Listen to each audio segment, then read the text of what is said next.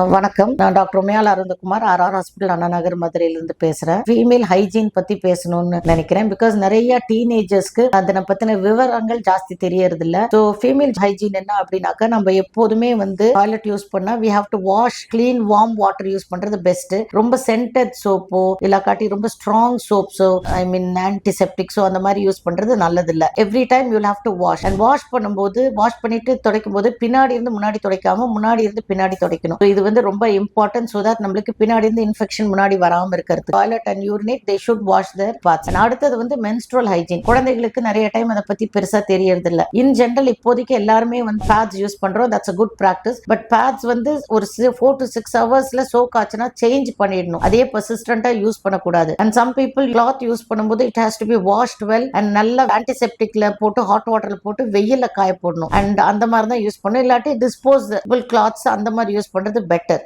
ஏதாச்சும் டிஸ்சார்ஜ் ஏதாச்சும் இருக்குது. இப்போ when to see a doctor அப்படின்னா, if they have some discharging இருக்குது, இல்லாட்டி ஒரு பேட் ஸ்மெல் இருக்குது அப்படின்னா, கண்டிப்பா they should go and consult a doctor for further care. When using a public toilet, you should be very careful to see அது clean-ஆ இருக்கான்னு பார்த்து தான் யூஸ் பண்ணணும். So clean-ஆ இல்லைன்னா avoid using public toilet. This is my advice to youngsters nowadays.